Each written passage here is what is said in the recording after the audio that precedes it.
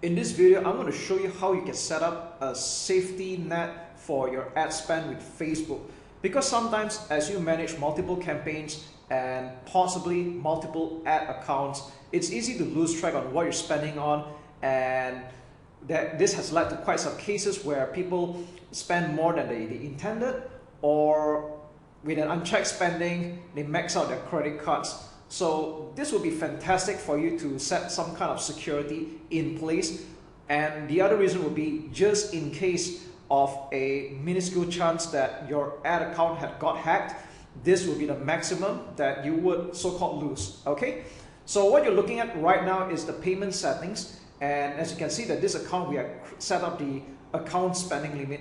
But let's just rewind back a little bit on how we arrive at a page like this. So what you want to do is that when you log into your business account for Facebook, you want to go to the top left menu and head down to billing.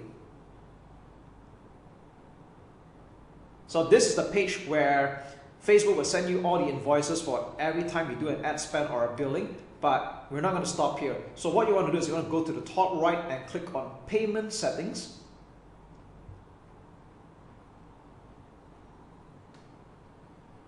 And we'll arrive at this familiar page. Now, by default, if your account is brand new, you're going to see that there's no account spending limit, and that's exactly what we're going to do. Okay, so what you want to do is you're going to click on change, and we can put in any amount that you want. So this account's currency is in US dollars, and currently this is set to 300 USD, and I'll click on update limit. So what happens is that after an ad spend of 300 US dollars, the account will stop spending. And for me to continue spending, I would either A, click on the reset button, which is what I should be doing anyway. All right, I'll click on reset, and I'm going to confirm that. And this allows me to continue spending with the ad account again, or I can also click on change and increase it to a higher limit, let's say 500 US dollars. So this is totally up to you. There's no so-called magic number. But as a rule of thumb, you don't want to put such a low amount, such as like $10 or $20. Otherwise, you have to keep coming back here and reset the ad spend at $5 to $10 or $20 for the matter. So you want to set up something a little bit higher, like a few $100s for beginners. And if you're spending a lot by the day, then obviously you want to increase your ad account spending limit. So that's really all there is to it. And if you want to remove this limit for whatever the reason, you can click on remove. And we're back to the default. So with that said, I'm just going to change this back to $300 because that was the intended spending limit for this account. And there we go. We have just set up a security net in place for your ad spend with your credit card or debit card for the matter. Spy tools are now a thing of the past because even within Facebook itself, you can already start spying on any active advertisements that pages are running. And this has been the case since 2018, where Facebook, in an act of trying to be more transparent and of course to adjust with their Privacy Act, they start to allow anyone with a curious mind, and provided you know where to look at, to start viewing active advertisements that are being run by that page. So at this point, I've just opened up two particular examples, and I want to show you how you can spy on any Facebook pages that might or might not be running any advertisements. So for the purpose of this particular example, I'm going to show you Gary Vaynerchuk's FB page. And yes, he's the one of the top social media advocates and moguls. And in every Facebook page that you check out, right, you can always go to this part called the page transparency. And by the way, you can also view this in mobile. All right, you want to check out the page transparency, click on see more. And again, I'm not saying that what I'm teaching you is a very rocket science kind of thing. If you know where to look for this kind of information, it's pretty much right there, okay? And what we're seeing here right now is that you want to pay attention to this at the bottom, ads from this page. And ironically, this page is not currently running any advertisements. So with that said, when you see Facebook pages that are not running any active advertisements at all, this is what's going to show. It's not running any active ads, okay? So let's go check out another example. This is by renowned internet entrepreneur Frank Kern, and let's take a look at page transparency again. And you can see that this page is currently running ads. So if you want to take a look at what kind of advertisements that this page is running at the present time, we'll click on go to ad library, and we'll take a look at the advertisements that are being run by the page, but normally the filter would be by your country. So here's the thing, like for example, I'm viewing this from Malaysia right now and he's not running any active advertisements here. So what you want to do is you want to click on perhaps filter by all countries so we can take a look at the advertisements that he is running or this page is running, okay? Or you can even filter by specific countries like United States, and let's have a look. So we know that these are the advertisements that are running to the United States in particular, okay? And again, if you want to go filter, you can check out all.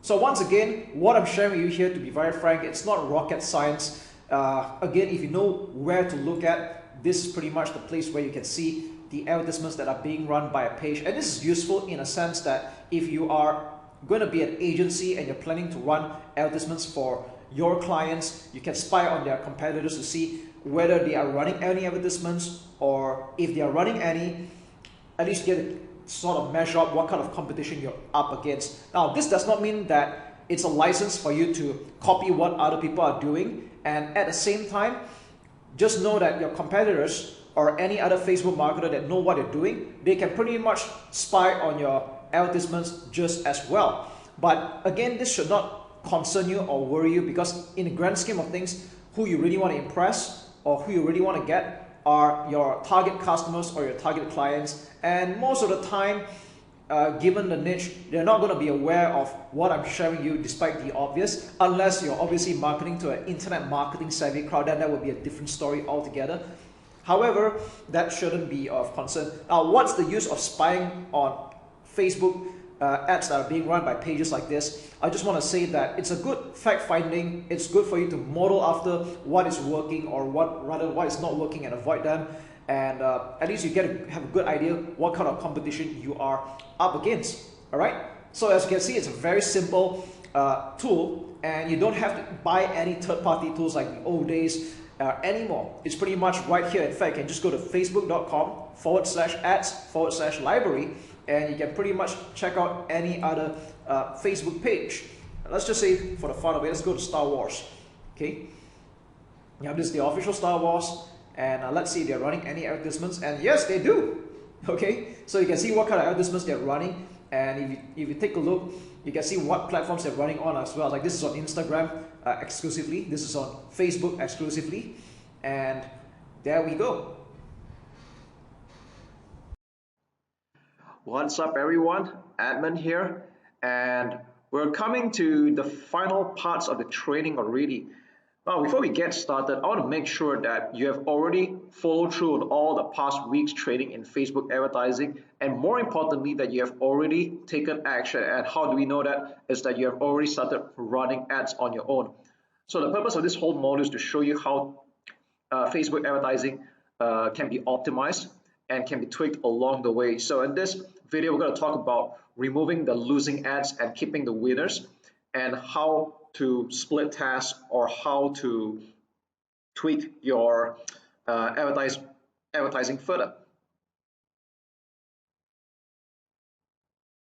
So right off the bat, I'm going to show you an example of one of our clients, and this is a rather unique client because we had picked up an aesthetic clinic and we're running a lead generation campaign for them. So whether you're selling your own digital product or you're selling your own e-commerce product, or even run a lead generation campaign to a service, whether it's your own or other people's, that's okay. It's pretty much the same mindset and mentality. And I think this just goes to show how versatile Facebook advertising can be. Now, what you're seeing here right now is a lead generation campaign for the aesthetic clinic, and this is one of the ad sets. And you'll see here, this is ran for pretty much a half of the month actually. And we started off originally with a video campaign. So that means there were no other image ads, it was just a video. This was running initially because we were having problems with the client providing images for us to use. So we just ran our own version of the video. And this was getting okay, it was getting about 3 leads for its duration. And it was getting about $10 per lead. Now this could have been better, even though it's still profitable, because this aesthetic clinic is clearly selling a high ticket service where their clients would eventually enroll into a yearly package or or a semi-annual package, that's okay. We know that they're going to make money, but of course we were not satisfied with the results. We wanted it to be better, and then we started to introduce 2 more image ads. Now take note that this was going to a Chinese speaking market, but the mindset remains the same. The way you write the ads, whether it's in English or another language, is still pretty much the same. So we added 2 more image ads in a while, probably a couple of days later, and then we have all 3 ads running. So there's 2 image ad and 1 video ad. And we notice that we can see the stats here that this Chinese image ad number 1 was generating 6 leads, and the cost for acquiring the lead was a lot cheaper. It's like 1/3 the cost, $3.41. Wow. Okay, and then if you notice this other Chinese ad in image form here, now this didn't generate any lead at all right. Now you might notice that even if you run it for a good 4 to 7 days, normally that's what I like to do. You want to run it for 4 to 7 days. Some people have this habit of quickly making a decision after 24 hours or 48 hours. Now that's just rubbish. All right, when you do Facebook advertising, it should be a long-term game, and if you want to clearly see the winning ads and the losing ads, you should give it at least 4 to 7 days. Now 4 being the fastest, 7 being the most ideal. You don't want to be changing up ads or making a decision so quick in the next 24 48 hours, because you need Facebook to give it some time to rotate the ads and test out which one works. So how do you know which one's the winning ad and losing ad? Now there's no clear cut way, but there's a few indications I look at strongly. Number one, when this was running for almost a week, we noticed that even though there were only 3 ads to rotate, the most of the spending went into the first image and still in the Chinese video, but by virtue of the fact that this has been running much earlier, so that's why the ad spend was higher. All right, but you notice Chinese image 2 was spending only $2.96. All right, now this is Facebook's way of telling you that it has a preference of running the other 2 ads. So when you see that the ad spend is a lot less for one couple of ads and it seems to heavily prioritize the other, it's kind of Facebook's way of telling you that these ads are more preferred than the other one. So that's one very strong indication already. So actually based on this alone, I would have turned this off already. All right, so that's one really good indication. Another one, if you want to take a look at, I like to look at cost per 1,000 impressions. Now ideally I like to keep it $10 or below. Sometimes in some market it can get a little bit higher than that, but that's okay. I try to keep this below $10 per CPM, or cost per 1,000 impressions. So you can see here, all of this are doing pretty good. They're all below $10. All right. Click-through rate, I try to keep it 1% and above, ideally. But so I think this is slightly okay. I'll still keep it that way. And if you notice, image ad 1 and video ad 1, they were getting more clicks. Now, if you see why the video has more clicks, because like I said, this ran earlier. But if they ran about the same time, then I think it would be pretty much a draw. Okay. Now, if you notice that there are less clicks for image 2, so again, another reason why I turned this off. And you can see that most importantly, these 2 ads were generating leads. Now, the video one was costing more than usual, and this was wanted, but I still kept both running, because sometimes it's more like a reminder behavior that some people like to click on video ads and watch. Some people like to just see the image and just get straight to the point. Surprisingly, for a lot of my campaigns, my image ads convert the best, but I will not discount video, because videos for a couple of my campaigns, they were doing very great. So ideally you want to have both image and video. You don't just want to depend on one. All right, so this is one of the just some of the ways you can actually test out and see which was the losing ad, and then you turn it off. Okay, I don't recommend deleting it, because I like you to have a record of what was going on. So don't delete this kind of ads, just turn it off. All right, and then when you have these 2 ads left, if you want to continue split testing, which I recommend you to do until you're happy with the results, then you can start adding in more images or more ads for you to test out. However, I will not recommend that you test more than 5 in a row, because even if you have a large ad spend, Facebook is going to struggle to rotate the ads because there's just too many ads to choose from. And if you're playing on a small budget, then the problem will be even more apparent. So normally I will keep it about 3 to 5 ads to split test at any given time. Just like this one, it was 3 ads. Okay, so maybe I'll just show you another example. Let's take a look at the English ad, which is pretty much the same thing. This is targeting the English speaking market. So you can pretty much see that they are the same ads, just that it's written in English this time. Okay, and again, if you notice, now although this campaign had ended because this was running for only 2 weeks for the client, if you notice that this was running at pretty much about the same time, and a lot of the ad spend was going towards the video version. All right. And if you look at the leads form here, if I were going to turn off any of this, I'd probably turn off this particular one here, image one, because this get only 2 leads, and those get a little bit more as well. But I like this image two over here in this case because it's generating 4 leads and at a cost of only what, $2.24. Is pretty good. All right. But of course, like I said, you want to look at a few factors before you decide which one you want to turn off. There's no hard and fast rule. Ultimately, you should keep the profitable ad and the one that's getting you results. Sometimes the cost per lead can be slightly higher than usual, but if it's getting you results and you have a way of covering and profiting that through your funnels, then more power to you. All right. But between these 3 ads here, I'd say the image 2 is the winner. If I were to turn off any of the ads here, probably the image 1, since very little ad spend is going here. Or this is actually still okay. All right. Probably add in another video in this case. Okay, so that's really all there is to it. I'll be putting up a PDF version of this whole split tasking and optimizing so that you have a clearer picture. And all the best in your Facebook marketing success. If you had already created your first campaign, well done. You've taken the first step. Now, let's review again.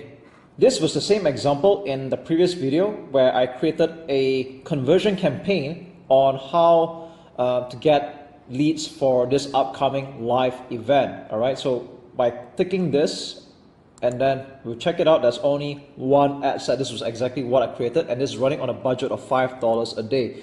Now the question is that you probably want to duplicate the ad set and target other types of interest, and that's okay. All right, a lot of people do that. It's quite normal to have multiple ad sets in one campaign. So in this campaign, we're targeting the real estate interest with mid-value goods, and let's just say you're gonna target another keyword or detailed interest. All right, so here's how to duplicate the ad set and still target the same ads. So what do I mean by saying that? I'll show you in a while. And like I said previously, a lot of people make this mistake, and I'll tell you what that mistake is. Okay, so right now, just follow me on this and listen carefully. All right, what I'm going to do right now is I'm going to click on duplicate. All right, original campaign, let's just leave it be. All right, so right now you see that there's a duplicate of this campaign here, and the name of the ad set is the same name except there's this word hyphen copy right in front. Now ad set name is something I'll change last. Let's just go down and see what we're going to change. All right, conversion website lead, let's leave that alone. Dynamic creative, leave that alone. Offer, leave it alone. Budget and schedule, you may choose to leave it alone as well. So normally if I'm going to do $5 a day per ad set, I'll just have several of them that way. Next up, let's go to audience, custom audience, let's leave it alone. Location, in this case, because this is about a property and I want to get people around the vicinity to come to our free talk, I'm going to leave this alone as well. And age and gender and language, let's leave it alone. So the only thing that we're really going to change here is just the detailed targeting, and we're going to find another detailed interest.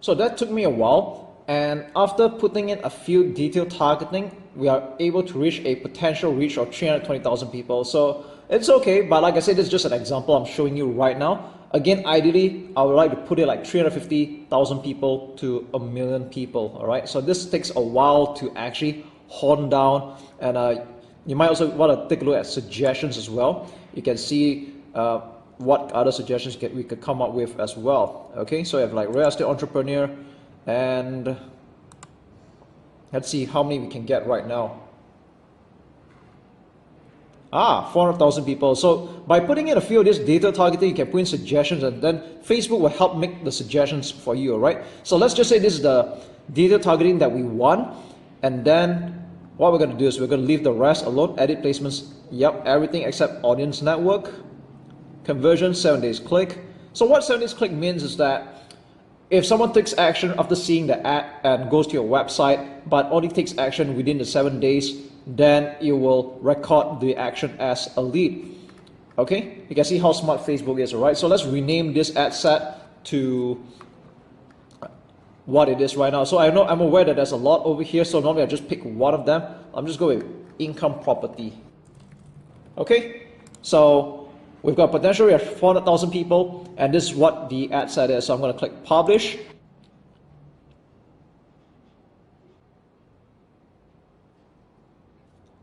You can see that took quite a while, and it took me like, I think probably a minute for the whole thing to get approved. So if you see some slowdown, don't be alarmed. I think Facebook is just heavy on the engine in the back office, so don't worry about it, okay? So right now, as you can see here, we already have 2 ad sets spending $5 a day each, and that is a total of $10 a day, all right? You can create more ad sets if you want, and that depends on your budget and your risk appetite, okay? Now, what's interesting is that this also has 3 ads in the ad set, and this is quite identical to the ads that I created earlier in the other video. So this might look very familiar to you. So you think we're pretty much done here, right? Not quite.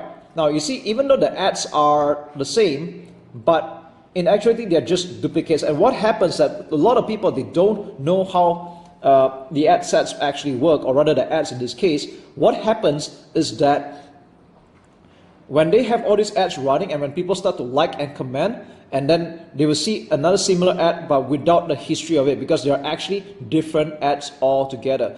All right, so I'm going to say it again because this is a part that a lot of people don't understand. Like, let's just say, for example, this ad is running, and I think the best way for me to show you is by clicking on this thing at the top right. Click on Facebook post with comments. Okay, I'm going to show you something very interesting, and you'll understand why I'm very particular about it. And a lot of people, especially there's some social media agencies, they don't even know they were doing this ad. It's kind of asinine if you think about it, all right? So what I just did here is that I'm going to the other ad set, and I'm going to show you a very identical ad, because it's basically just a copy, all right? So what you want to do is click on this window over here at the ad preview, and then select Facebook post with comments. Okay? So you can see here that these are same ads, right? They all look the same, right? But here's the problem. If you pay attention to this browser at the top, look at this post number, okay? 1936006433156346, okay? You can see that this is different, all right? This ends with 1630, this is 6346. You can tell that these are 2 different posts, even though they are the same. Okay, so what happens is that when you run ads and people comment, like, and share, that normally happens throughout time, all right? They might comment on this post and there's a history on it, but this ad will have nothing, all right? It's a different ad altogether, even though it looks the same, all right? So you can run ads for a long time, but you don't build up that social proof, and it's going to be a waste. Again, I know I'm not really the kind of guy who believes in getting a lot of likes just to get a sale, but if you're going to be paying that kind of money to have the ad run for a considerable amount of time, I think you will definitely want to build your social proof. So here's what you can do right now. I'll show you what you can do. Okay, so from now on, what we're going to do is that we're going to go to the original ad set you have created, and it's this one, and go to ads. Let's start off chronologically from first image ad number 1, 2, and 3. So let's go to the first one, and we're going to click on this icon over here at the ad preview. Click Facebook post with comments. It'll open in a new tab. Let's do the same for the other one as well, and also the other one. All right, so there's a total of 3. Here's what's going to happen. Okay, we're going to go back to this ad set. We're going to go to the second ad set that we had just duplicated. All right, let's take this and go back to this one. Now we're going to go through this one by one. Let's go off with add one image one. All right. So what we're going to do here is we're going to click on use existing post, enter post ID.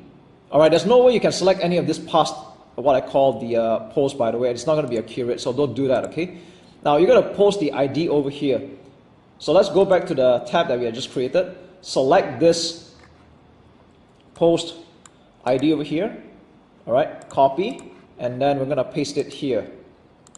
All right, click submit, and it's going to get updated. All right, so even though it looks the same, but right now this post is the same as the other one, so we don't have to worry about duplicated ads from now on. Okay, in fact, this is just a one-off for this ad set, and when you duplicate this ad set again, you don't have to do that again anymore.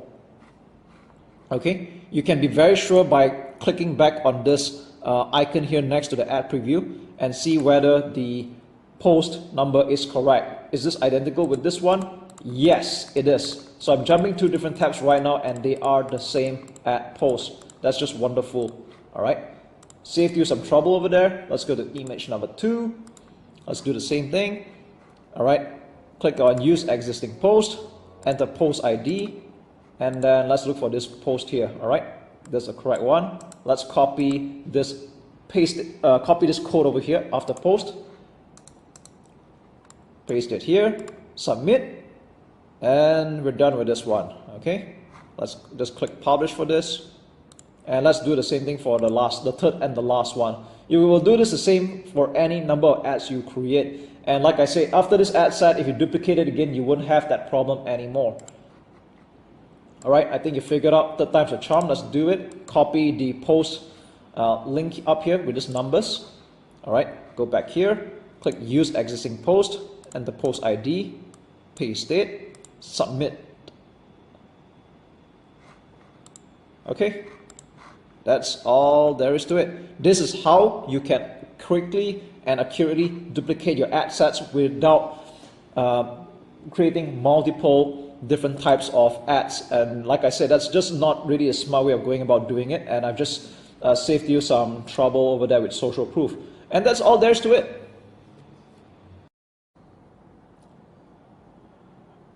Now, one of the most powerful features in Facebook ads is that you can do retargeting against all the people who had been to your website or took a certain engagement or action, but they had not made the next action, which is usually making the purchase.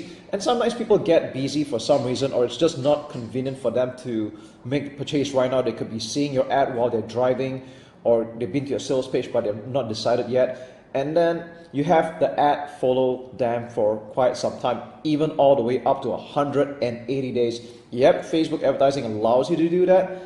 However, personally, I don't use up all 180 days, because the way I work is that if someone doesn't take action at all after like 7 or even up to 30 days, I'm not going to spend my money following that kind of lead anymore, because they're just not interested to take action even after a whole month. So even though retargeting can be done for dirt cheap even today, but you don't want to be spending your money reaching out to people who are not interested, because that hurts your relevance score, and I'd rather you use that money to reach out to people who might be interested. Okay, so one of the first steps when it comes to doing Facebook retargeting is that you need to create an audience, or what I call a custom audience. So to do that, this is going to be the first step out of like 2 steps, and we're going to do just one video step by step on this one right now. So to get to a page like this, you need to go to, you can just search in the bar at the top right here, audiences, and then you'll arrive at a page like this, or you can just go to the top left menu, go to all tools, and look for audiences under assets. Okay, assets, audiences, and then you arrive at a page like this. Again, this account has been around for some time for this particular ad account. If your account is new, then you're not going to see anything at all. And for beginners, the amount of data might seem intimidating, but don't worry about it. It is actually very easy once you look through all that and get some practice. Okay. So this will also lead up to things like creating a lookalike audience, which I'll explain that in another video. That's another really cool stuff there. And let's talk about the basics first, okay? How to create a custom audience with the intention of doing retargeting. So the most basic retargeting you can do right now is to create a type of audience where people have been to a certain specific web page, but they didn't make a purchase or take the next action that you want them to do. It could be buying a product, or it could be booking a call with you. So at the top left, you see this thing called create audience, and then click on custom audience. All right, so you're prompted with a few questions here. Now personally, I don't even use all of them. I probably just use like 3 out of 5 out of this. I use customer file, website traffic, and engagement, but I don't really use this two at all, not related to me. Okay, so I think this is going to be the same case for you as well if you are an information or digital marketer. Now what we're going to do here is that we're going to create a very simple custom audience of people who have been to a certain web page, but they didn't make any purchase whatsoever. Okay, so let's click on this one. Now at this point, you should have already created your pixel. This is already taught in one of the very early weeks modules, and you should be seeing a pixel for you to choose from. So I have like 3 here for this particular account. Normally you have like 1 at least. So include people who meet any of the following criteria. You select the pixel that you want. So I choose the one that I want, and it's better to have people who visit specific web pages. Now there are a few types over here, but I'm not going to talk about that right now. It might be a little bit too advanced for beginners. Let's talk about something simple for now. People who visit specific web pages in the past n number of days. It can be up to a maximum of 180 days. Okay, so let's just put 30 days for the sake of example. If you want, you can put like 7 days, 14 days, totally up to you. So let's put 30 days right now. And you want them to have been to a certain website, but they didn't make any purchase. So this is going to be an example. All right, I'm just making this up right now.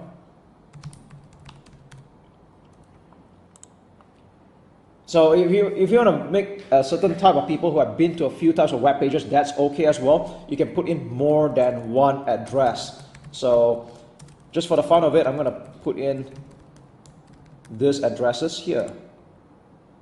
Okay.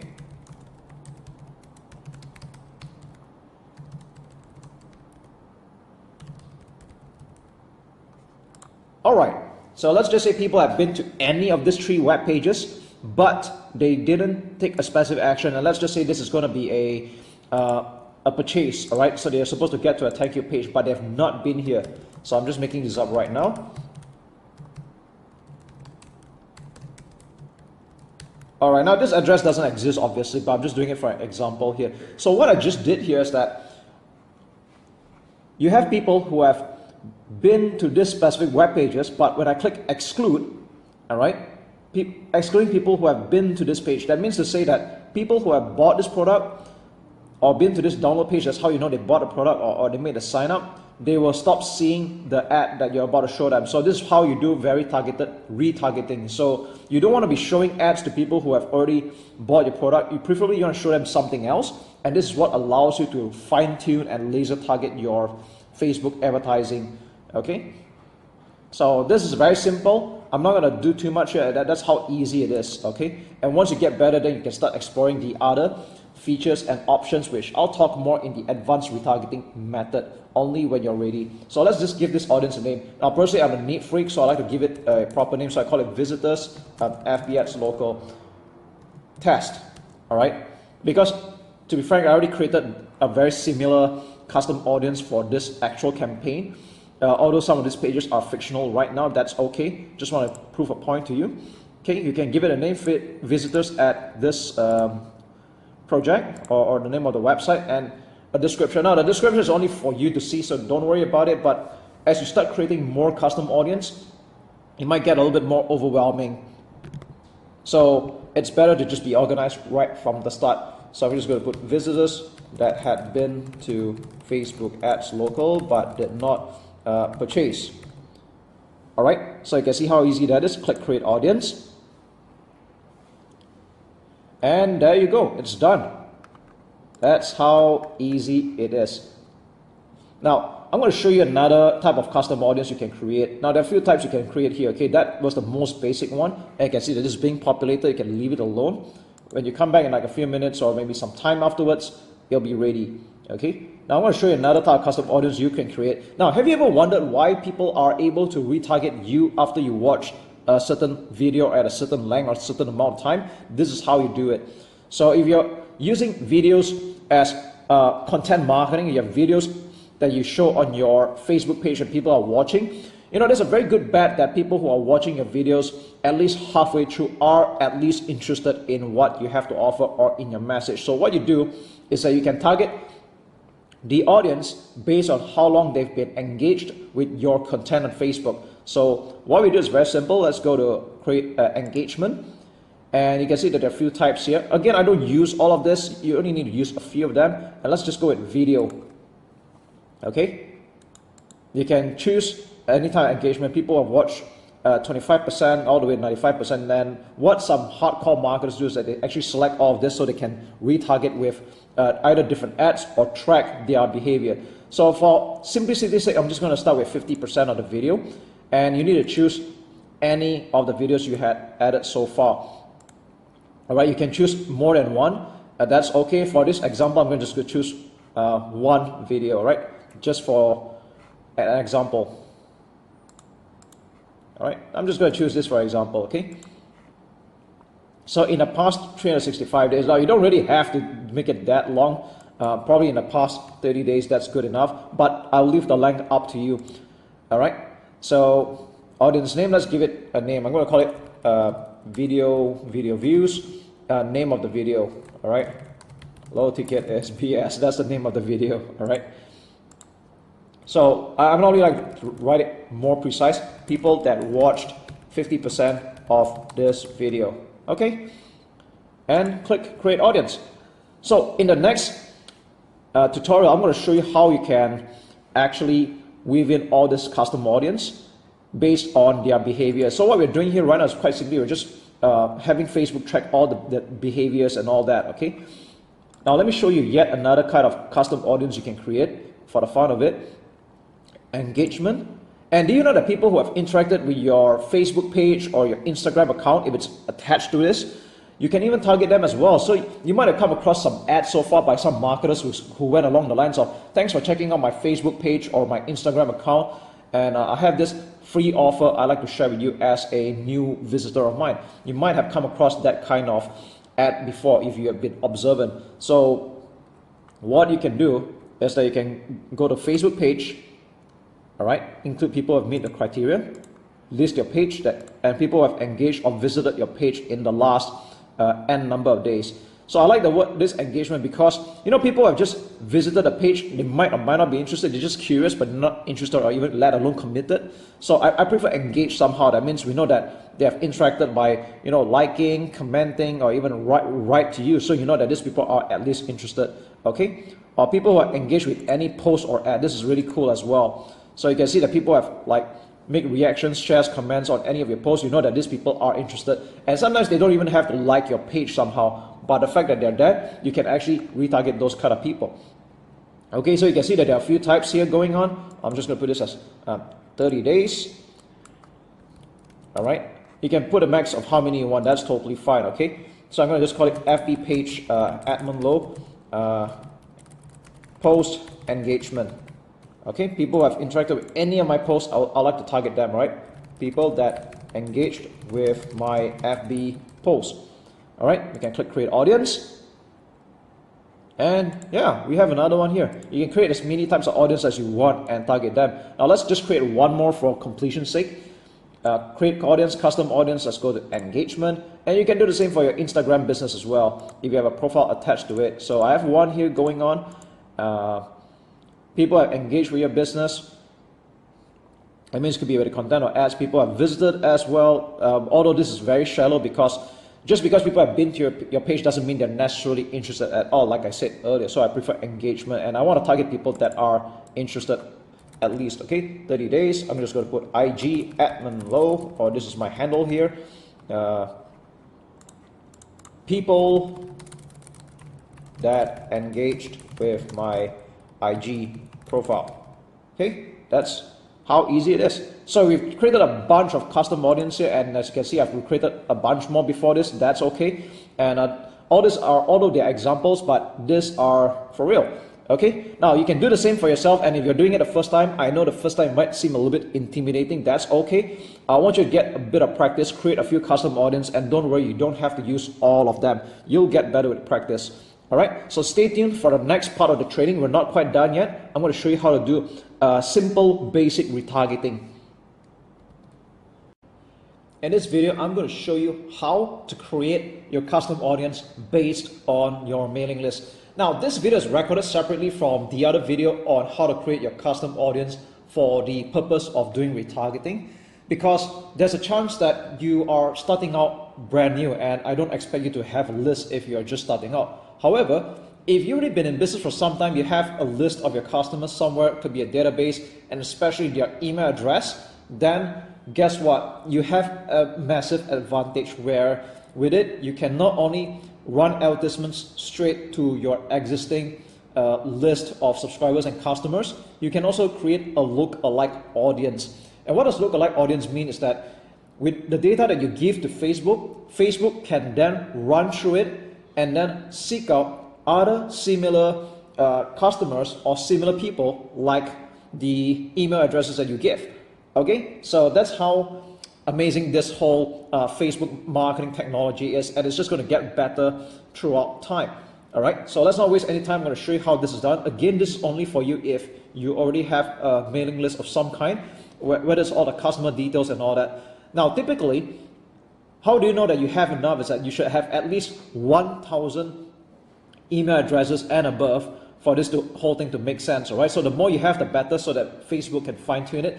And if you have less than that, I think you can give it a go somehow, but it's better to have at least 1,000 email addresses and above for you to take full advantage of this feature. Okay, so let's not waste any time. Let's go to create audience, custom audience, and then we're going to select customer file. All right, now there are a few options here. If you're using MailChimp, then obviously you choose this, but most of the time you'll be using this add customers from your own file or copy and paste data.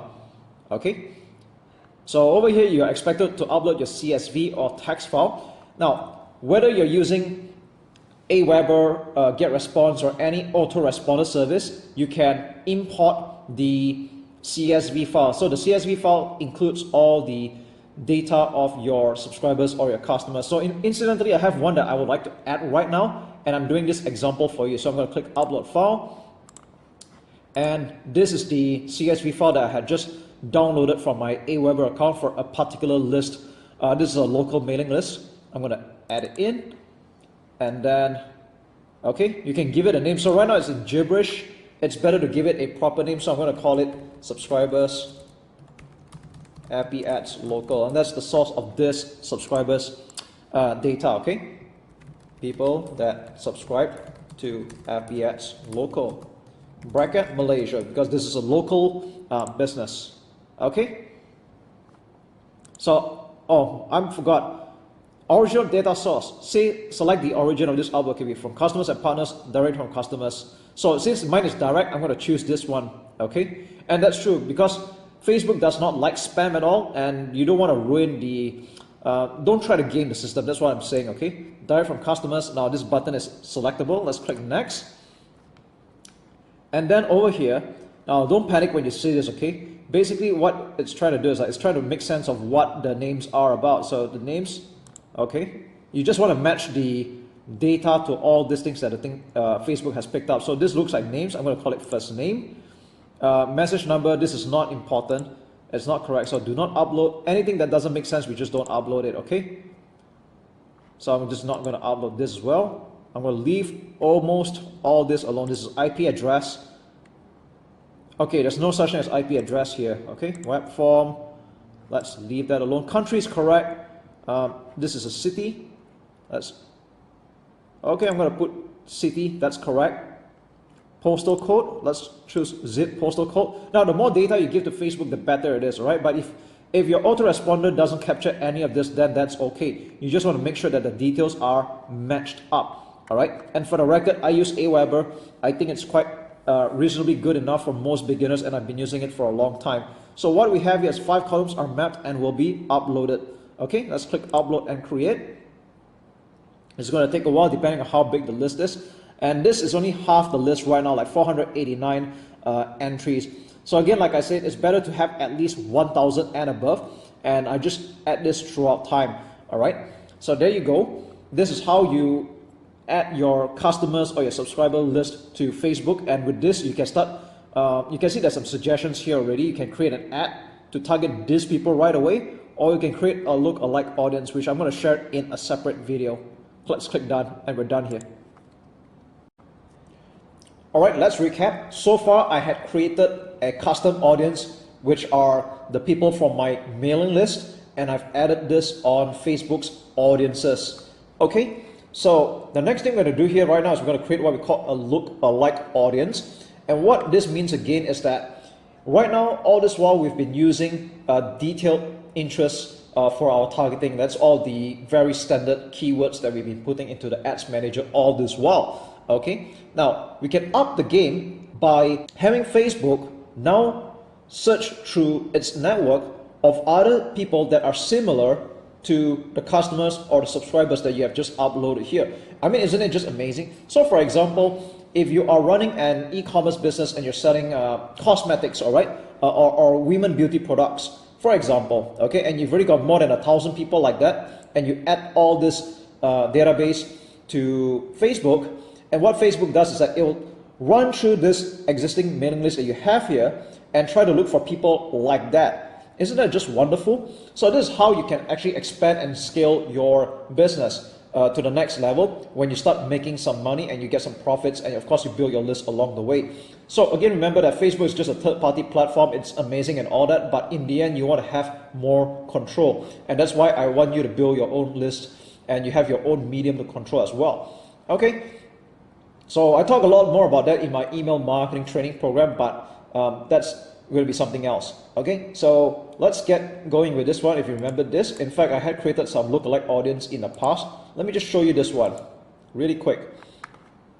Here, I just go to edit. Okay, so on the left here, you see that the audience name is called lookalike NZ. NZ stands for New Zealand at 1% for a particular main list. All right, and the size is 32,000. So this is called a lookalike.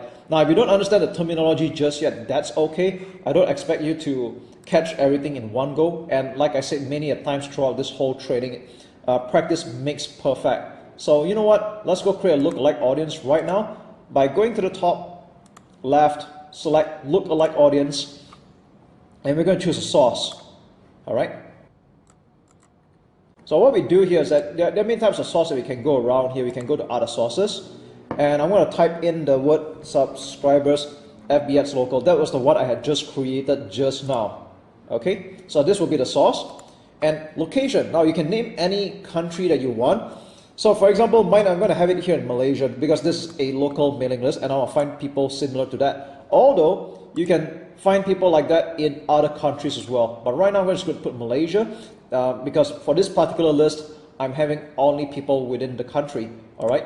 Next time, if you want to find similar people like that in other countries like United States and all that, you can go ahead, but I recommend you just put one country over here and no more than that. So if I do this, for example, all right, please don't do this, okay? This is not the way you should do it. Just keep it to one country. And next one, you see there's this thing called audience size, all right? And if you don't understand what this means, well,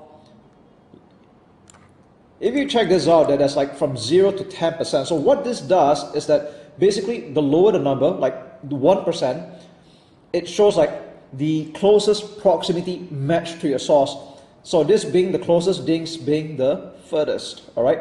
But I recommend you just start off with 1% right now. Very simple. Now let's check out the advanced options.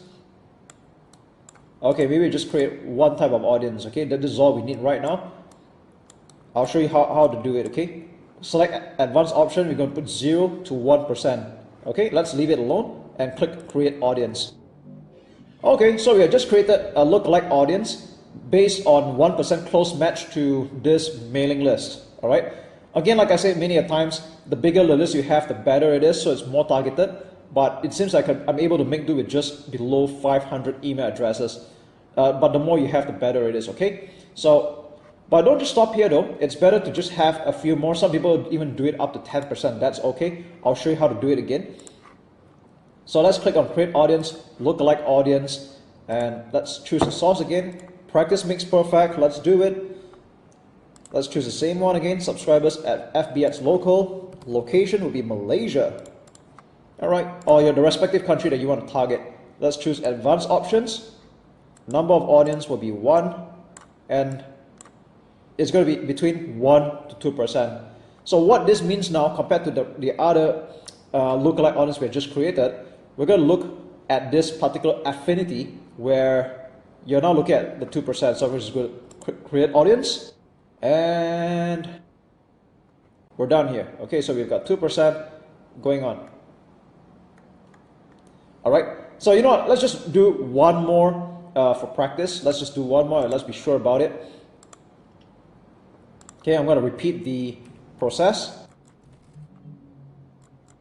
So I'm going to put number of 1 audience here, and let's put this to between 2 to 3%. Okay, so let's just get going. And there we go. So we have a total of 3 different lookalike audience, and with this you can actually run a different ad set to different groups of people here, and this way you can find out which group might be more responsive to your ads, or who's buying or who's opting into your list. All right, so the way you start running the ads is actually very similar. That's how you do it. Okay, so I'm not going to keep this long. That's how easy it is, and just keep practicing. You'll get better with it and you'll understand better as well. I'm going to continue from where I last left off on creating your custom audience. And now that we have already done that, I'm going to show you how to create the Facebook ad retargeting. So what you want to do right off the bat is that in campaigns, you're going to create a conversion campaign. Now I'm going to show you one of my immediate examples right now. It's easier that way. But if you want to backtrack things, you want to start with campaigns, click create, and then we're going to go to conversions, and then you can call it retargeting name of the campaign. All right, now I'm not going to actually do this because I want to show you an existing one that I had already done, so it's easier for you to see. So right here, this is one of my retargeting campaigns, and this worked pretty good. All right, so this is for people who have joined my PLR mastery and they got my free ebook, and I have a special subscriber deal where I sell my private label books for just $1 each, and that's like a no-brainer. All right, so what I do here is I created this retargeting campaign. I'm just check it out really quick. This is the ad set here. Okay, so here's how you create an ad set like this. Okay, you can create from scratch. You can give it a name right away, retargeting, and then the name of the offer. So conversions, you're going to have to choose purchase. All right, there's nothing else. Just choose purchase for your conversion here. Dynamic creative, you can live this out. Budget and schedule. Now, normally when it comes to retargeting, I always just put $5. Unless you're expecting a lot more traffic, then you can up the budget in some cases. But I would start for as low as $5. And don't worry, if you're not going to use up $5 a day for the next 30 days. In fact, in 1 month, I only spend maybe $20 or so for retargeting, but I make back a lot more because retargeting is still dirt cheap. You're only targeting people who have been to your site but didn't take a specific action, and that's what it is.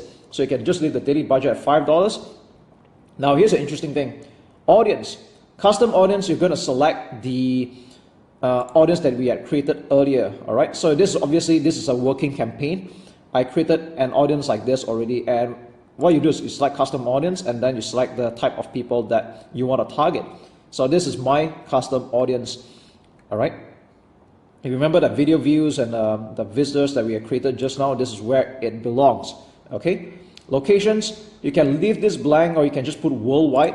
You can actually just put worldwide if you want to. That means everyone in the world. Okay, this is totally up to you because this offer is universal. I sell to a mass market where anyone in the world can actually be buying the product, but this is just retargeting. Okay, you can either leave this blank or you can just leave it worldwide.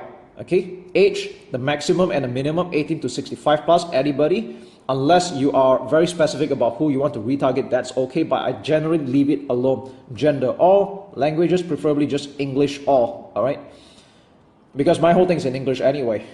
Okay, detailed targeting, this one you can afford to leave it up and leave it blank, because all this ad does exclusively target is the custom audience. This is probably the most important part of this step-by-step tutorial right now. Okay, connections, let's leave this alone.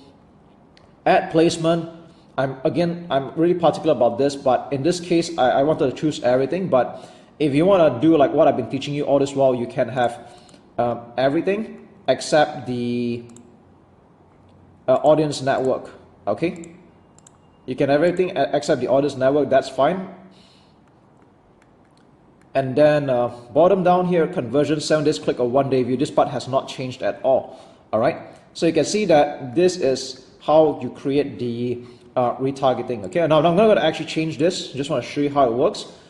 All right, so once you create a retargeting, then just like creating a normal ad, you have to come up with the ad for this. And this is one of the ads that I'm running, or almost the only, I think it's just the only one. Okay, so I created an ad here where I put my Facebook page, Instagram, so that people who go to Instagram can also see the same ad. And if you watch my previous video, then you know that you will want to limit the number of characters in your ad to like 2,000 characters and no more than that. Okay, keep it less. So this is my ad. And this picture here is not my picture or anything like that. It's actually a stock photo, and I thought this is pretty good. So sometimes Facebook ads can come up with some really good stock photos. If it grabs attention, just do it, okay? So in this case, I run a no-brainer deal, 9 private label ads for $1 each, okay? I'm running a special subscriber deal only, okay? You can get it all at this link. So if you're wondering why I can write it like this and be very specific about who I'm targeting, is because that's exactly what I just said. People who have already joined my mailing list, they've already opted in, therefore they get to see this special offer running right now. You're not going to see this ad run to the public, because people who have no idea who I am or no idea what this is about, obviously they're not going to respond to this offer.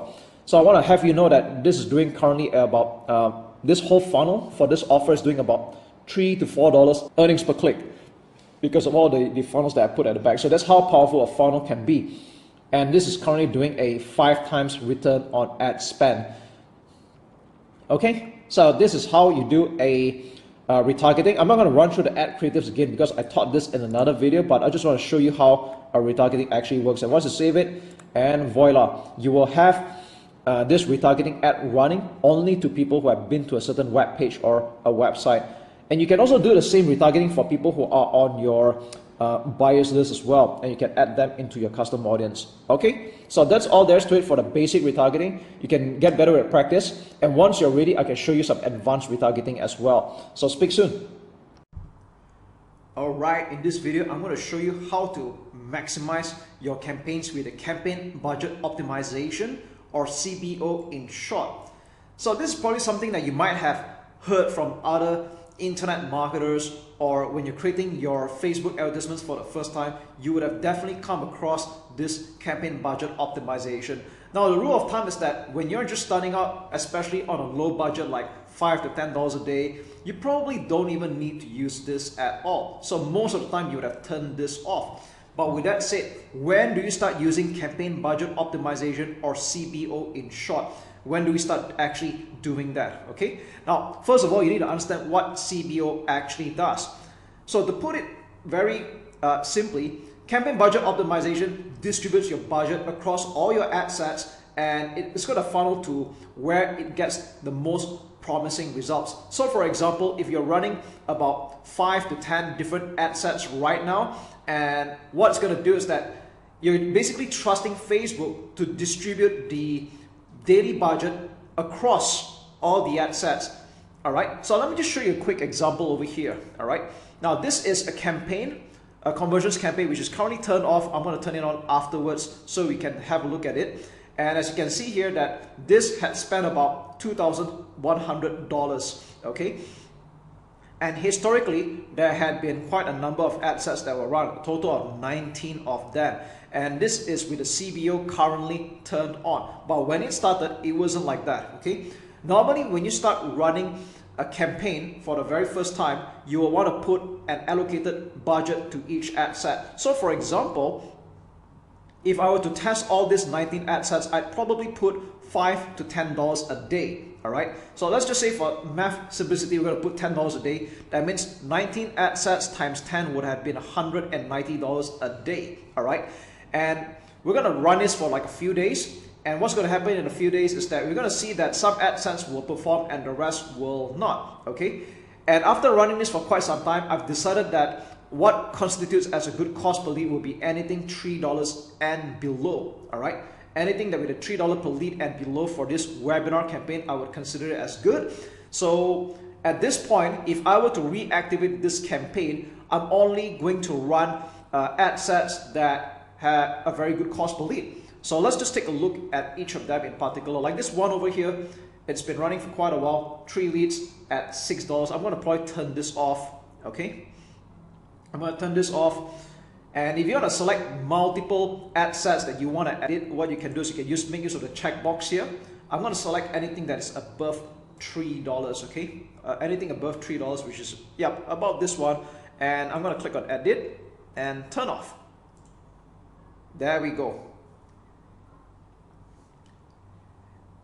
Bear in mind that what you're seeing here right now is a campaign that has ran for quite some time. We spent about $2,000 over here.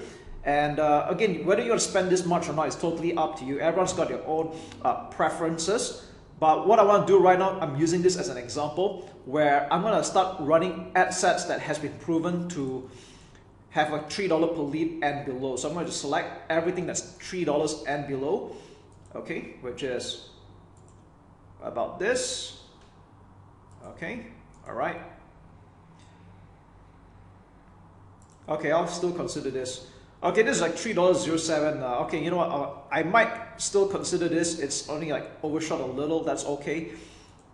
All right. And there we go. So we've got quite some ad sets that had performed $3 and below. Okay, and I'm gonna put them to turn on. All right. Now, depending on how many ad sets that you're editing at a time, this might take several seconds, so we're just going to leave it at that. And there we go. All right. So what's going to happen now is that I'm taking all the winning ad sets right now, and I'm going to restart this campaign again. So we have a total of, how many ads do we have here? Okay. We have about 12 selected. So if you want to see how many we have selected, you can just take a look at the top here. We have 12 ad sets that are selected. And the next question that you might ask is, how much budget should I set aside for this CBO campaign?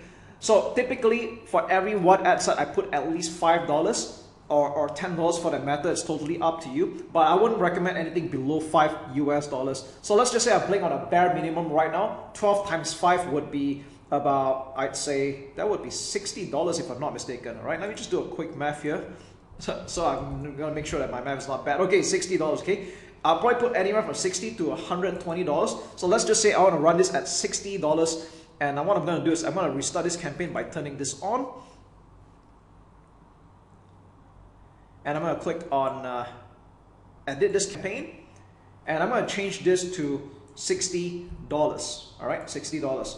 Because if you put anything really like a small number, like anything below $5 per ad set, what's going to happen is that Facebook is going to struggle to distribute the budget to even the winning ad sets, all right? So this is why you don't want to put anything too low. And if you're not keen on spending even this amount as well, what you want to do is you want to reduce the number of ad sets, okay? So with that said, I just want to say that for as many ad sets that you're running in a single campaign, I'll allocate $5 to $10 to that. So we have got 12 campaigns, 12 ad sets running right now. So I'll put at least the bare minimum $60. And if I want to run just 10 ad sets, I'll put this at $50 for that matter. Okay, so I hope this part makes sense. And as a closing note, should any beginners ever run CBO for a start? I do not recommend that, because when you're starting out, it is better to test various ad sets, that means various targeting, to see which one performs better. And after quite a while, you will probably have a few winning ad sets like what you're seeing here right now, and we'll start running CBO campaigns only at a second stage. So I hope this helps. What's up? And in this video, I'm going to show you how you can tidy up your account a little bit, because as time goes on, you would have added quite a number of page posts, created a lot of ads, you would have uploaded quite some media like images and videos which you wind up not really using, and as time goes on, you would have cluttered your ad account for sure. So I want to show you two places where you can do a little bit of spring cleaning if you would like to. And let's start off with the media library. So how do we access the media library? Is by going to your business.facebook.com or logging into your business account and hit to the top left menu and scroll down to media library, and we'll end up on a page like this. So by default, you will be able to click on your ad account, which is where we're at right now. This is just an example. And as you can see in this particular account, we have uploaded quite some images and videos, and we're not going to use all of them. So if you want to delete any of this by any chance, we'll click on one of them, for example. And you can see at the bottom right, there is an option to delete image. And that's exactly what we're going to do.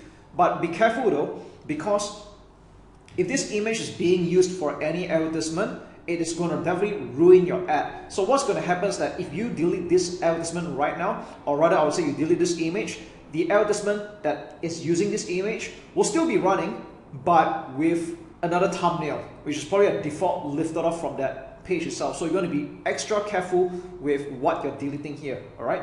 But in this case, I'm really going to do just that. So I'm going to click continue, and we're done. Okay, so this is just an example. I'll just click on another one as well.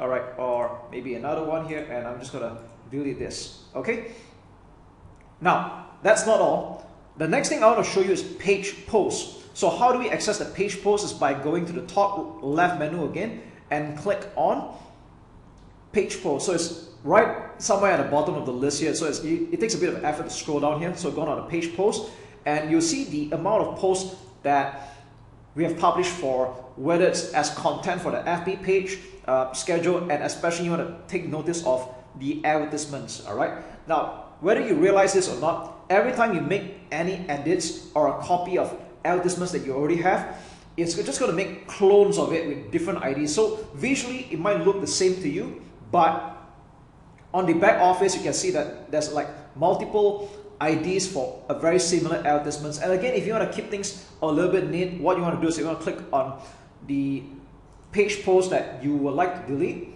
Like for example, this is the one, and all right, you can see actions up here. All right, click on delete, and you'll be prompted, this post will be permanently deleted, which again, I just want to remind you to be cautious about it, because if this advertisement is still being ran or it's active, if you delete this, then obviously you won't be able to run it again. So before you delete anything, you just want to be extra careful that the advertisement is no longer being run right now. Okay, so that's just a little tip on how you can tidy up your ad account a little bit, so you minimize the amount of clutter that you have. What should you do if or when your ad account gets disabled? So if you're watching this video right now, either A, you had this happen to you, or B, you're just curious to know what will happen to you as you run Facebook ads more and more, and maybe you should be mentally prepared as well. Now, I want you to know that having an ad account that gets shut down, that gets disabled or restricted is part and parcel of running Facebook ads, and no one is exempted from this. You have people that spend a few $100s a month to people that spend hundreds of thousands to even millions of dollars a month, and this kind of things still does happen. Okay, so should it happen to you, and there's a high likelihood that will as you run Facebook ads more and more, I just want you to be mentally prepared and know that this is just part and parcel of running on one of the most advertised social media platforms in the planet. Okay, and when you do, don't freak out. Okay, you might get an email like this: ad account disabled for policy violation. Now I'm showing this to you in a form of a screenshot because I don't have an actual account that I can show this to you right now, because either they've already been appealed successfully or they're already in the graveyard somewhere. Okay, so anyways, I want to prepare you on how to get your account back should this happen to you. Now sometimes you might find that when you're editing your advertisements or randomly a glitch happens and your ad account gets disabled, even though you didn't do anything wrong and you have followed the policy to the letter. All right, or maybe you could be operating in a niche that is non-controversial at all. All right, so don't freak out. What you want to do is that you want to appeal. All right, so you want to appeal, and they'll probably give you a link right off the bat. If you find this to be a mistake, give us more information and you'll be able to click on the link and arrive at a simple form like this. All right, is this an account? You're going to put yes and provide information. Now, you don't really have a lot to write here, to be very frank. The word count or the character count is quite limited. But here's the thing. You never want to admit your mistake or be apologetic. Now, I know this might sound strange, it might sound counterintuitive and even douchey for that matter, but I find that a lot of people tend to just say sorry even when they really didn't make a mistake. But what's happening here is that you're putting into writing for the internal team to use it as a reason against you, all right? You've admitted your guilt in writing, and we're going to stand by our final decision to keep your account restricted or disabled, all right?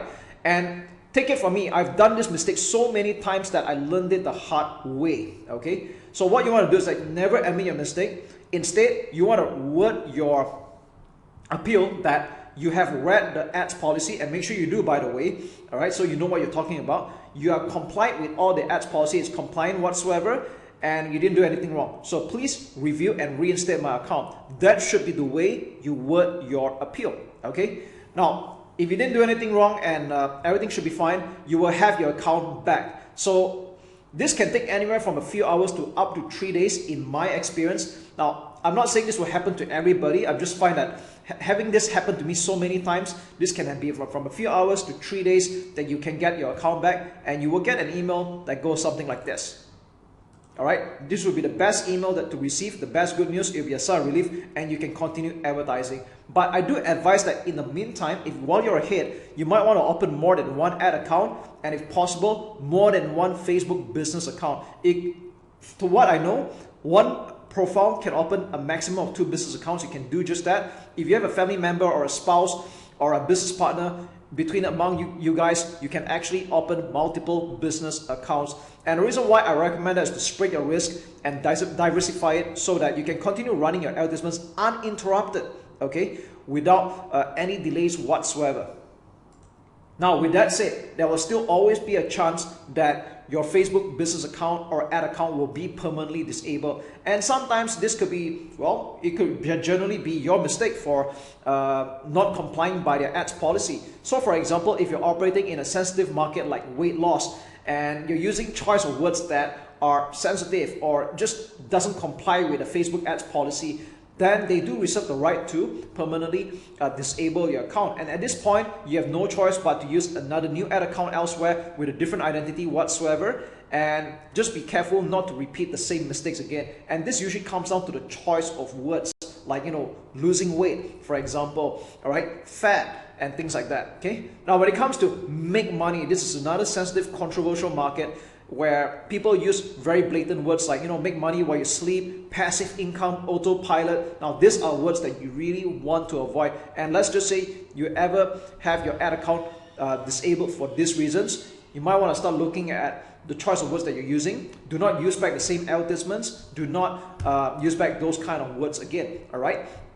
So you just live and let learn. Now, I think the reason why I'm going at lengths about this whole matter is because there's been a lot of people that give up on Facebook advertising after seeing some results, and then when this happened to them, they give up or they take too long to recover. Like, they might take a few months to try to get another account and things like that. But ideally, you want to be able to continue your operations within the same day with another ad account. But of course, be cautious. Don't repeat the same mistakes of the first ad account that got disabled in the first place. Okay? So I hope this helps. And have fun marketing on Facebook. It's still very profitable, and it's still the best social media platform for advertising on this planet. Okay, this is going to be a very short video and very straight to the point. But at the same time, I know that some people that run Facebook ads might struggle with this on an emotional and psychological level as well. So when you run advertisements, you can almost always expect that you're going to get spam comments and some really rude comments that's totally unfounded, like this one over here. Now, I just want you to know that this is part and parcel of running Facebook ads, because when you run ads, it's always going to a cold audience, and some of them might just project their insecurities or their negative thoughts onto your post, no matter how well intentioned you are. So the short and very straightforward answer is to just hide, delete, and ban, really. So I don't personally think it's a good idea for you to engage with this kind of comments unless you are considered a witty person or you're going to build quite some goodwill. That I do not know, okay? But the short answer is don't waste your energy on that. I want you to focus on conversions and the end results. So how do we remove comments like this and ban them? It's quite simply by clicking on the command here, we click on hide command, and then we'll click on ban the person, and then finally we just click on delete, and we're done. Simple. You know, after running your campaign for quite some time, have you ever wondered where your leads are really coming from, where your customers are hailing from? Are they seeing this from Facebook? Are they seeing from Instagram? What is the age group like? Who's responding most? Okay, are they seeing this on desktop or mobile? And the way to find out all of this, it's all in the data, and I'm going to show you how to do just that. This is really exciting stuff when you log into your ads manager. So this is just one of the simple test accounts right now, and if you take a look at this particular campaign, it's running a lead generation conversion objective. Okay, so far for this particular month, it's generated slightly more than 115 leads at a cost per lead of $131 US. So this is on the campaign level. Let's take a look at ad sets. Okay, what's really interesting here is that you can take a look at a breakdown on any level, but preferably you take a look at it on a campaign or an ad set level. So I tell you what, let's just double back on campaign because this is the more of like an overarching view, and we'll take a look at breakdown. So it's at the top right menu here. You can check out by time or delivery or by action, but normally you want to take a look at delivery, and this is probably where you're going to take a look at the breakdown most of the time. So let's take a look at age. So if you take a look at this, it seems that, yeah, it's quite fascinating when you take a look at the data here, and it seems that majority of the signups are from the age groups of 35 to 44, followed by 25 to 34 years old, and then by 45 to 54, and then 55 to 64. So it's really, really interesting when you take a look at all that. And if you want to take a look by gender as well, so we see that male has like 94, followed by female, and uncategorized for some reason there's just like one over here. So you might get that kind of thing occasionally. All right. You can also take a look by country if you are targeting multiple countries. In this case, this particular campaign was running to only 3 simple countries: Singapore, Malaysia, and Canada. So it's quite straightforward. But if you're kind of curious to know about the region, so region could mean state or county, depending on the country that you're in right now. Like Japan, they go by prefecture. So if you take a look at Singapore, Singapore is just a single island, so there's only so much you can break down, okay? But when you take a look at Malaysia, it's got, of course, multiple states, and you can see that the breakdown here. Selangor has the most signups, followed by Kuala Lumpur, which shouldn't be a surprise because these are the 2 most populated states in the country, all right? And this would also be the same for other countries like, you know, Canada. This particular campaign ran only for a short while. We've got 3 from British Columbia, 2 from Ontario, and so on. All right. Of course, with a much more matured campaign, you will get more data. But I just want to show you how you can actually take a look at a breakdown, and let's take a look at platform as well. Okay. So if you don't know whether your leads are coming from Facebook or Instagram, this is the place to look at. So if you want to have a look at the overarching view for this particular campaign, it seems that we have 105 leads that came from Facebook and 10 from Instagram, which is quite cool. Now, this really depends on the nature of your niche. In some markets or some products, do not be surprised if you get more actions from Instagram than you do from Facebook. Ultimately, they're all owned by the same company anyway. And if you want to take a look at breakdown, delivery, and also have a look at the device, all right? So let's take a look at impression device. You can see that a lot of the leads are coming from Android smartphone, all right? Android smartphone, and we have a distant second, which is like half of the results like iPhone.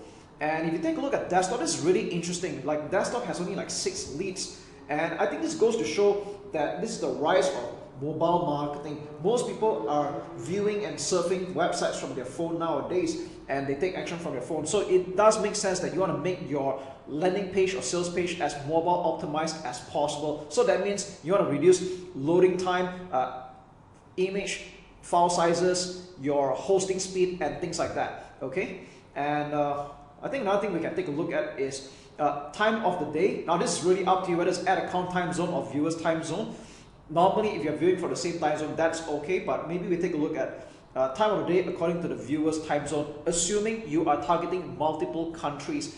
And this is kind of good indicator of like when are your target market usually active in the day. So you can see here that the numbers are quite spread out a little bit, but you can see that this is rather consistent throughout the 24 hours, except for like 4 to 6 a.m. you don't really have like any signups at all. But it goes to show when are people usually actively taking action on your offer in the 24 hours. So you can see that this is all like eye-opening views. It can help you strategize when you're going to put in more budget as well. And if you think this only goes by the day, you can also take a look at the, I would say, the day as well, all right? On which particular day that they are taking more actions, okay? So maybe just go for by the day here and see what happens. Okay, there we go. So I'd rather to be exact, this is by the date, all right? So anyways, if you're gonna clear all this breakdown, it might look a bit confusing initially. So you can go back to breakdown, select none, and we'll select none for this one as well. And we're back to this. If you're watching this video right now, you're probably determined to take your Facebook advertising to the next level. And watch this video only if you have already started running Facebook ads, you're spending some money, or at the very least, you're running your campaign for the last few days. Because what's going to happen next is that I'm going to share with you some of the things that you can do to take your Facebook ads and optimize it to what I just call it, the next level again, all right? So this is something that you're going to discover very soon, that how you scale your Facebook advertising campaign is somewhat different than when you're just starting out. Because when you're spending a small budget like 5, 10, 20, or even $50 to $100 a day, that is still considered a small daily budget. But when you're spending amounts like hundreds and thousands of dollars in a single day, you're gonna find that results do not scale very linearly. And the reason why that happens is because as you scale on Facebook advertising, you find that your profit margins tend to get thinner. You're trying to reach your advertisement to serve it to a lot more people. And with that said, of course, if you're getting like a 2 to 4 times return on ad spend, sometimes you might even get a 5 to 10 times return on ad spend, depending on how deep a funnel is. But as you start spending more money, you realize that it's just not going to scale in a very linear manner. So what's going to happen in this video training is that I want to prepare you mentally on how to troubleshoot, how to optimize your advertisements and your targeting as you run Facebook ads, okay? Now, first and foremost, let's talk about scaling, all right? If your ad is converting, it is time to scale. But with that said, scale cautiously. And I'm probably not the first marketer to tell you this. Let's say, for example, you're spending about $100 a day as an example, okay? And let's just say you're getting a 4 times return on ad spend. And that's fantastic, because if you're spending $100 and you're getting $400 in return, what is really stopping you from throwing like your life savings and making this work? But again, as I've cautioned you just now, it doesn't quite work that way. So when you're scaling your winning ad set, what you want to do is you want to do it gradually. So you want to increase your daily ad spend like by 20 to 30% of ad spend increase, and you don't do it any more than that, okay? Why is that the case? That's because if you're spending $100 a day, you probably want to just edit the budget and change it to like $120 or $130 a day. That's probably what you're going to do, okay?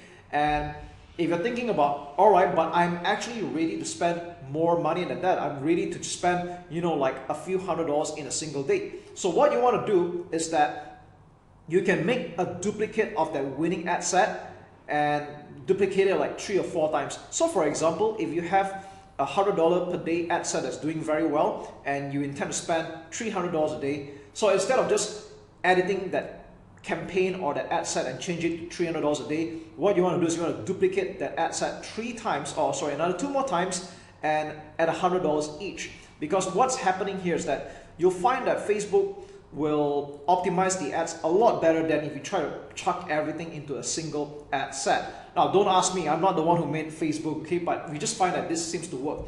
And just be ready that as you scale, profit margin gets thinner. So don't plunk your money in drastically, okay?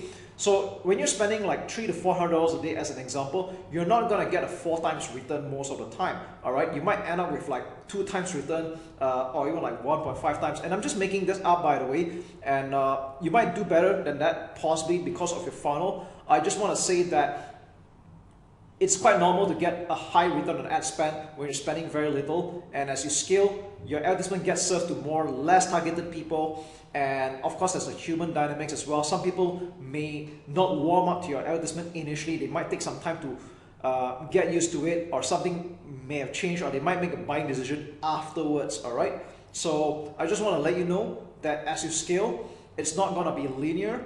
But what's more important is that as long as you are profitable, you're making more money than you spend, that's all that matters. Okay, now what happens if the advertisements that you're running is not performing, or your hunch is telling you that you could be doing better? Okay, so this is where I always say, always be testing.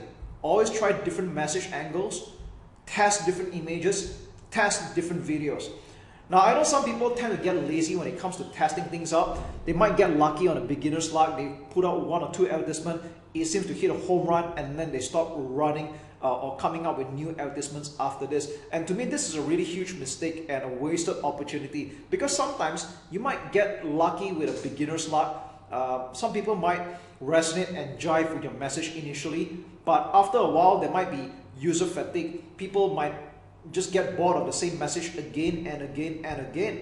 So this is where you want to come up with fresh messages that resonates with people. Try different images, try different videos, whether it's short, whether it's long. For example, if you're doing a make money or internet business niche, what are the pain points that people tend to resonate with? Are they fed up with their jobs? Are they sick and tired of stuck in a traditional business? Are they fed up with competitors? Are they struggling with rising costs? All right. So what I just named to you is just some of the different message angles that you could be attacking. All right. Let's talk about losing weight. All right. Some people don't just do it for the sake of losing weight. Some people do it for self-esteem reasons. Some people are doing it for sex. All right. And these are things that people really jive in. But of course, don't use the word sex in your ad, by the way, right? And I'm talking about some sensitive markets. You want to be careful with your choice of words. This is something that I talk about in my other parts of my training videos. I just want to say that at the end of the day, there are different motivational triggers for different types of people. And it's your job to keep testing different advertisements, different messages that would resonate with the people. Because you can be selling the same product, but you could be marketing to different types of people, all right? Number 3, okay, in your ad set, you will notice that a lot of people tend to use automatic placements where they let Facebook decide where to distribute their budget into various platforms such as Facebook, Instagram, Messenger, and Audience Network. But if I could just give you a little tip here, I would prefer that you skip Audience Network. And what is Audience Network? If you're not aware of what it is, it's basically the advertisements that got served up on newspaper or news websites like CNN, Fox News, and many more. These are like partner sites that have agreed to run ads on behalf of Facebook. Okay. Now, in my experience, I find that even though Facebook allocates a very small budget daily to Audience Network, it's just not that effective. The state of the people that are watching these advertisements from news sites are usually negative. So, and I also noticed on another thing is that spam bots tend to come in from Audience Network as well. So instead of spending like 10-20% of your daily budget into Audience Network as distributed by Facebook, it is better that you just uncheck or untick the Audience Network and allocate that into the rest like Facebook, Instagram, and Messenger. So this is just a slight optimization to help you get the better leads or better cost per result. And yes, so you're kind of wondering what native ads look like when you visit news websites like this. This is where they show your advertisements on. And if you notice, a lot of news websites tend to attract a lot of negative people, and rightfully so, because they always run negative advertisements. Imagine that your offer shows up on news websites where people are already like in a negative state of mind, okay? So don't want to do that. Now, tip number 4, try out long posts, all right? So this might sound counterintuitive because a lot of people that try running Facebook ads for the first time, they might intuitively think that running a short-based ad is a lot better because of people's short attention span. We find that writing long posts actually helps get in more targeted audience. Because why would that be the case? Number 1, let's talk about the Facebook algorithm or learning machine. the more you write into your post, of course within reasonable limits, the more that you write, it actually helps tell Facebook, a learning machine, that look, this is the kind of audience that I want to hook in, all right? It helps you find a more targeted audience. And we also find that people that bother to read a long post are also more likely to be qualified and interested. Now, if you want to be a little bit more objective about it, I recommend that you put 2,200 characters or under so that this can appear on both Facebook platform and Instagram ads as well. But there's no true limit for Facebook ads, so even if you write longer than this, that's actually fine. But the only drawback is that this will not appear on Instagram, okay? And for any detractors that think that, oh, people will not want to read a long post, and you might have heard of the famous 9-second attention goldfish attention span here. Now, I just want to say that people are not goldfishes, okay? Now, the truth of the matter is, yes, it's true that we are fighting for the most precious commodity right now, and that is attention span. But I want you to know that people are not goldfishes, because you can write a short advertisement, but if they're just not interested in it, you can put 2-3 lines or a short paragraph, and they will still not click on it and take action. Now, on the other hand, if your advertisement jives, okay, and it resonates with the people that it's intended for, you can be writing a short or a long essay, people will still click on it, okay? Tip number 5. So while we're on the topic of long posts, you can also try long videos. Now, most advertisers, for starters, will try doing videos that are below 2 minutes, and there's absolutely nothing wrong with that. But again, falling back on my point earlier that you want to split test as many creatives as possible, you want to have one short video below 2 minutes, and you want to have one long video that offers more education, more awareness building in your video, and this will help you reel in more qualified leads. And how long should a video be? To be very frank, there's no true length to a video. There's some that can run for like 3 to 5 minutes, and I think that's a good length to look at. You can even run for 5 to 10 minutes, and I've seen videos that run for 2 to 3 hours. There are actually people that upload their entire webinar replay onto a Facebook ad video, okay? And if you're wondering, do people actually watch all the way? That's not true as well. But here's the thing. I've gotten results, I've gotten purchases, I've gotten leads that sign up, and when I look at it, they didn't watch the video all the way, but they did get the idea, alright? It's just like people that read the entire newspaper, they didn't read word for word, but they just browse through the headline and the sub-headlines, they read some parts here and there, they get the idea, and they decided that they want in. And if you review all your past buying purchases as well, I probably bet you don't actually read every single word that you did or watch the entire video that you've seen, okay? That hardly ever happens, and yet you make buying decisions, you make decisions to sign up for webinars, seminars, or opt-ins, free offers, and anything like that, okay? And number 6, avoid using you and your too often in your ad copy, because this is going to sound counterintuitive, especially to direct response marketers. They will struggle with this normally, okay? Old school direct response marketers normally struggle with this. But you have to understand that when it comes to social media, it's kind of like a networking, a social platform. That's exactly what it is, okay? So you don't want to be adopting a me-to-you communication. You have to treat it like you're in a party. So when you write, you want to be indirect or speak in a very third-party manner. So I'm going to give you some typical bad examples that people write very directly, like, are you fat? Okay, so you don't want to be starting off like that. Or are you facing this problem? You don't want to start off like that. Do you want to find a girlfriend? Clearly not, okay? And even attention real estate agents, to an extent, I do not encourage this way of doing this, because what you're doing is that you're already excluding people and alienating cold audience right off the bat, and this actually indirectly contributes to a bad Facebook ad score overall, okay? Can you imagine that on a more sensitive level, you put something along the lines like, are you a Christian, or attention Muslim people? This is obviously going to be kind of like sensitive altogether, so you want to avoid that kind of language.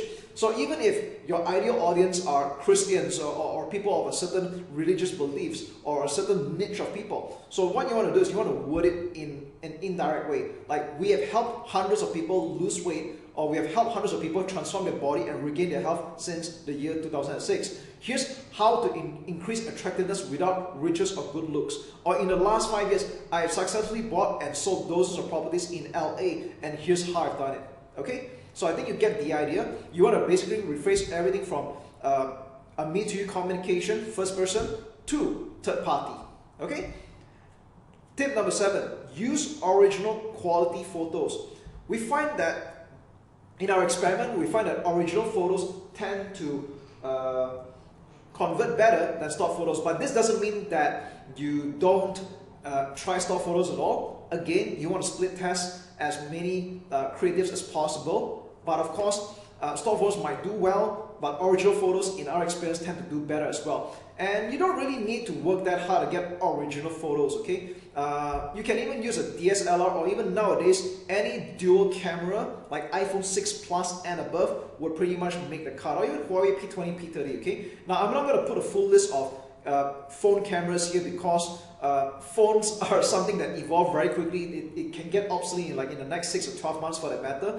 But I just want to say that any dual camera phones is pretty much good enough. Or you have DSLR, then more power to you. Okay. Tip number 6: use eye-catching thumbnails. So even if you're running video ads, you want to mask it with a thumbnail like this that you're seeing here right now. This is one of a very high-performing ad. And if you're not sure how to create thumbnails, you can pretty much just use Photoshop. Or if you don't know how to use Photoshop, you can just go to canva.com. You can open an account for free, and it's very intuitive that I don't even need to show you how to use it here. All right, you can basically use it as an absolute beginner. Get on canva.com, it's free to open, and start creating images for your video thumbnail. All right, so if you look at all the high-performing advertisements that are video-based, they rarely ever use a default video picture or a screenshot from the video itself. They always mask it with a thumbnail that you can pretty much edit. But might I remind you, you don't want to put in too much text. You want to make it below 20% of the overall coverage, okay? And I find that 1200 x 628 pixels dimension, or 16 by 9 wide, is the best dimension, all right? And last but not least, as you start building your leads, when you start getting more customers and you hit at least 100 email addresses or 100 phone numbers, what you can do is you can start creating a look-alike audience. So to put it in short, a look-alike audience is a powerful feature by Facebook where you're basically uploading a list of names and you're telling Facebook that you want to find more customers very similar to the list that you have given, all right? And for this to work better, you need to put in a list of a minimum of 100 email addresses and or phone numbers, but email addresses will be more preferred, okay? And of course, the more you have, the better. So if you have like a few hundred or thousands for the matter, that's going to be even better. And you can tell Facebook, I want to find more customers like this. So the way it works is that Facebook works on a percentage basis between 1% to 10%, 1% being the closest percentile towards your choice of audience, 10% being the furthest, okay? Now this is explained in another video training where I show how this is done step by step, but what I want you to know is that as you start getting more leads, more customers, and you hit a minimum of 100 names, email addresses, and or phone numbers, you can start leveraging on lookalike audience, and this is where the fun begins. Now, I know that for some types of businesses, hitting 100 email addresses might seem like a little bit of work at the moment, and that's okay. Until then, you can always use detailed interest and broad targeting, which is getting better and better nowadays as well. All right. So there you have it. These are just some of the 9 methods that you can use to optimize your Facebook advertising and your scaling for that matter. And here's to your marketing success. Last but not least, be patient. Okay, you've got this.